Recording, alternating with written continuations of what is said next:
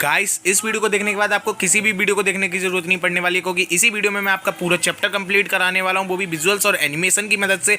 तो चलिए शुरू करते हैं बिना किसी देरी के। तो अब बात करते हैं हम एसिड के बारे में। A substance that gives H+ ions in aqueous solution, यानी कि एक ऐसा सब्सटेंस जो कि एक्वस सॉल्यूशन यानी कि वाटर के अंदर जाने के बाद H+ आयंस रिलीज करता है। इसके एग्जांपल है HCl, हाइड्रोक्लोरिक एसिड। अब इसकी प्रॉपर्टीज के बारे में बात करें तो एसिड आर सार इन टेस्ट, यानी कि एसिड जो है खट्टे होते हैं टेस्ट में। और दूसरा प्रॉपर्टी है कि ये ब्लू लिटमस, यानी कि लिटमस जो पेपर होता है ब्लू को रेड में चेंज कर देते हैं। ये आपको याद रखना है, बड़ी इंपॉर्टेंट प्रॉपर्टी है। अब बात करते हैं हम बेस के बारे में। A substance which increase hydro ions OH- ions in aqueous solution, यानी कि एक ऐसा सब्सटेंस होता है जो कि एक्वस सॉल्यूशन के अंदर OH- आयन देता है। इसके एग्जांपल है NaOH। और ये जो है इसकी प्रॉपर्टीज है, ये जो है बिटर इन टेस्ट, यानी कि टेस्ट में कड़वा होता है। और जो है दूसरी प्रॉपर्टी है रेड लिटमस को ब्लू में चेंज करता है। ये रेड को ब्लू में चेंज करता है और एसिड ब्लू को रेड में। ये आपको याद रखना है। इंडिकेटर्स के बारे में, तो इंडिकेटर्स क्या होते हैं? Tells whether a substance is acid और बेस, यानी कि एक ऐसी वस्तु होती है जो बताती है कि जो आपका सब्सटेंस है वो एसिड है या फिर बेस है। तो कुछ आपके नेचुरल इंडिकेटर्स होते हैं, कुछ होते हैं मैन मेड इंडिकेटर्स। और इनमें मैंने आपको 4 एग्जांपल दिए जो कि इसके अलावा, इस एग्जांपल्स के अलावा और कुछ पेपर में नहीं पूछा जाता है। इन्हीं 4 एग्जांपल में से पूछा जाता है, लेकिन आप इन 4 एग्जांपल को बड़ी अच्छे से याद करके जाना। तो 2 इनमें से नेचुरल है और 2 मैन मेड है। तो 2 नेचुरल जो है वो है, एक है लिटमस। लिटमस जो है बेस को ब्लू में और एसिड को रेड में चेंज करता है। और टर्मेरिक बेस को रेड में और एसिड को येलो में। और ये हो गए हमारे नेचुरल। अब बात करते हैं मैन मेड के बारे में। फ्लॉपथिलीन। फ्लॉपथिलीन जो है बेस को पिंक में और एसिड को कलरलेस, यानी कि एसिड में कोई कलर नहीं बचता है अगर आप फ्लॉपथिलीन मिलाते हो तो। और फिर बात करते हैं मिथाइल ऑरेंज के बारे में, तो वो बेस को येलो में और एसिड को रेड में। तो ये आपके 4 इंडिकेटर्स हो गए। लेकिन इनके अलावा भी एक इंडिकेटर्स होते हैं ऑल्फैक्टरी इंडिकेटर्स। ऑल्फैक्टरी इंडिकेटर्स वो होते हैं जो कि आपको एसिड में और बेस में स्मेल से पता चलते हैं। ये जो है उन लोगों के लिए बनाए जाते हैं जो कि क्या कहते हैं, कलर को सी नहीं कर सकते, यानी कि जो लोग ब्लाइंड होते हैं, तो उनके लिए ऑल्फैक्टरी इंडिकेटर्स। ये 3 एग्जांपल ही आपके बड़े पूछे जाते हैं, ऑनियन, वेनिला एसेंस और क्लोव ऑयल। तो ये क्या है कि एसिड में स्मेल जो है बढ़ा देते हैं और बेस में जो है स्मेल कम कर देते हैं। अब बात करते हैं एसिड और बेस वाटर में किस तरीके से बिहेव करते हैं। तो पहले बात करते हैं एसिड के बारे में। एसिड में मैं एग्जांपल लेता हूं जैसे कि HCl का। HCl को जब H2O के अंदर डाला जाता है तो H+ आयन निकलते हैं और क्लोरीन अलग हो जाता है। ये जब H+ आयन वाटर के साथ मिलते हैं, यानी कि H2O के साथ मिलते हैं, H+H2O, जब बनता है H3O, यानी कि हाइड्रोनियम आयन। ये आपको याद रखना है क्या बनता है, हाइड्रोनियम आयन। अब बात करते हैं जब बेसिस रिएक्ट करते हैं वाटर के साथ, तो बेसिस जैसे NaOH जब वाटर के साथ रिएक्ट करता है तो OH आयंस रिलीज करता है। OH आयंस रिलीज करने के बाद क्या बचता है, Na, सोडियम अलग हो जाता है। फिर ये आपस में मिलता नहीं है H2O से। और ये आपको याद रखना है कि सारे बेसिस जो है वाटर में सॉल्युबल नहीं होते हैं, कुछ ही बेसिस वाटर में सॉल्युबल होते हैं, और जो सॉल्युबल होते हैं उन्हें हम एल्कलीज बोलते हैं। अब हम पढ़ेंगे chemical reactions of acid and base. तो सबसे पहले हम पढ़ते हैं रिएक्शन मेटल के साथ कैसे होती है। और आपको ये याद रखना है कि जितनी भी रिएक्शंस होते हैं सारी डिस्प्लेसमेंट रिएक्शन होते हैं। और आपको जैसा कि मैंने पिछली वीडियो में बताया था कि डिस्प्लेसमेंट रिएक्शंस को करने के लिए आपको रिएक्टिविटी सीरीज याद होनी चाहिए। तो रिएक्टिविटी सीरीज मैंने आपको नीचे दे दी है, खैर मैंने आपको पिछली वीडियो में भी दिखा दी थी। और इसमें बताया कि सबसे ऊपर वाले जो होते हैं वो मोस्ट रिएक्टिव होते हैं और जो नीचे वाले होते हैं वो लेस रिएक्टिव होते हैं।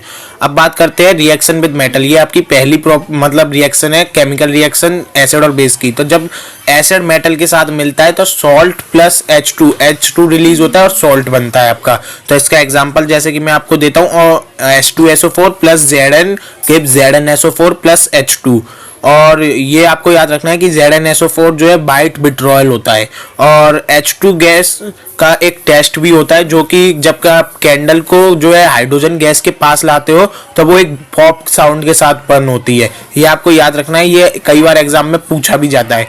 अब बात करते हैं कि बेस के साथ मेटल कैसे रिएक्ट करता है। तो बेस के साथ जब मेटल रिएक्ट करता है तब भी आपका सॉल्ट प्लस H2 ही बनता है। और इसकी रिएक्शन है 2NaOH plus Zn gives Na2ZNO plus H2। और जो ये NaZNO2 होता है वो सोडियम जिंकेट होता है, ये सॉल्ट ही होता है एक तरीके का जो है। अब हम दूसरी केमिकल रिएक्शन की बात करते हैं जो होती है न्यूट्रलाइजेशन रिएक्शन। तो इस रिएक्शन में क्या होता है कि एसिड और बेस जो है आपस में रिएक्ट करते हैं। तो इसके क्या होता है कि एसिड बेस जब आपस में रिएक्ट करते हैं तो सॉल्ट और वाटर फॉर्म होता है। और इसमें जो सॉल्ट फॉर्म होता है वो जो है कॉमन सॉल्ट होता है।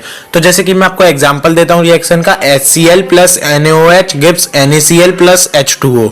अब बात करते हैं मेटल ऑक्साइड के बारे में। तो मेटल ऑक्साइड जनरली एसिड से ही रिएक्ट करते हैं, क्योंकि जो है मेटल ऑक्साइड बेस होते हैं नेचर में, और जब बेस होते हैं तो एसिड से रिएक्ट करते हैं, तो ये भी न्यूट्रलाइजेशन रिएक्शन बन जाती है। न्यूट्रलाइजेशन रिएक्शन बन जाती है तो इसका मतलब इसमें भी सॉल्ट प्लस वाटर ही बनता है। तो जैसे कि एग्जांपल देता हूं आपको, CuO प्लस 2HCl, इसमें CuO मेटल ऑक्साइड है, और गिब्स CuCl प्लस H2O, और ये आपको याद रखना है CuCl ब्लू ग्रीन कलर का होता है। अब बात करते हैं नॉन मेटल ऑक्साइड के बारे में। तो नॉन मेटल ऑक्साइड सिर्फ बेस से ही रिएक्ट करते हैं, क्योंकि ये एसिड होते हैं नेचर में।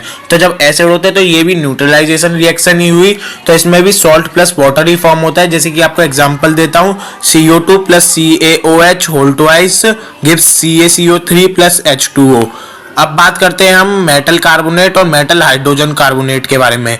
तो जब ये एसिड से रिएक्ट करते हैं तो salt plus CO2 plus H2O देते हैं, और ये जो है बेस से रिएक्ट नहीं करते हैं, और ये salt plus CO2 plus H2O देते हैं। जिसका एग्जांपल मैं आपको इस रिएक्शन का दे देता हूँ, जैसे कि Na2CO3 plus 2HCl gives NaCl plus H2O plus CO2। इनका एक टेस्ट भी होता है, जैसे कि आपको याद होगा मेटल वाले में भी एक टेस्ट था, हाइड्रोजन टेस्ट, इसमें भी है। आपको ये टेस्ट याद रखना है और उसका भी टेस्ट याद रखना है। तो इसमें क्या होता है, जब हम CO2 को पास करते हैं तो मिल्की हो जाता है वो सब्सटेंस, और जब हम CO2 को एक्सेस अमाउंट में पास करते हैं तो मिल्कनेस डिसअपीयर हो जाती है। तो pH क्या होता है, पावर ऑफ हाइड्रोजन। तो ये जो है क्या बताता है कि आपका जो है एसिड कितना ज्यादा वीक है और कितना ज्यादा हार्ड है, कितना ज्यादा आपका बेस वीक है और कितना ज्यादा हार्ड है। इसे यूनिवर्सल इंडिकेटर भी बोलते हैं। तो इसमें क्या होता है, अगर आपका जो है 1 to 7 तक किसी का pH है तो वो जो है 1 to 7 तक तो वो एसिडिक है, और अगर 7 है तो वो न्यूट्रल है, और अगर किसी का 8 to 14 है तो वो क्या कहते हैं, बेस है। अगर 1 वाला जो है ज्यादा एसिडिक होता है और 6 वाला जो है लेस एसिडिक होता है। ऐसी 8 वाला जो है ज्यादा बेसिक होता है, वो कम बेसिक होता है, और 14 वाला जो है वेरी मतलब ज्यादा बेसिक होता है। अब बात करते हैं कि स्ट्रॉन्ग एसिड के एग्जांपल क्या है, H2SO4 HCl HNO3। Weak acid के क्या है, CH3 COOH। अब बात करते हैं स्ट्रॉन्ग बेस के क्या है, NaOH, और वीक बेस जो है आपका NH4OH। यहाँ पर आपको कुछ डेली लाइफ की चीजें लिखी हुई हैं जो आप यूज करते हो। इनके अंदर कौन कौन से एसिड होते हैं, जो कि मैंने आपको नीचे टेबल दे दिया, आप उसमें से देख सकते हो। अब हम आपके सॉल्ट के बारे में बात करते हैं। तो आपकी जो है एग्जाम में आने वाले हैं 5 सॉल्ट, मतलब 5 सॉल्ट के बारे में आपका सिलेबस है। तो अब हम उनके बारे में बात करते हैं। तो पहला सॉल्ट है हमारा सोडियम हाइड्रोक्साइड, जिसे हम कास्टिक सोडा भी बोलते हैं। तो ये फॉर्म कैसे होता है पहले हम बात कर लेते हैं। तो जैसे कि NaCl को जब H2O के साथ मिलाया जाता है तो बनाता है 2NOH plus Cl2 plus H2। और आपको ये जरूर याद रखना है कि इनमें गैसेस कौन सी रिलीज हो रही है, क्या रिलीज हो रहा है, और किसके द्वारा बनना है ये।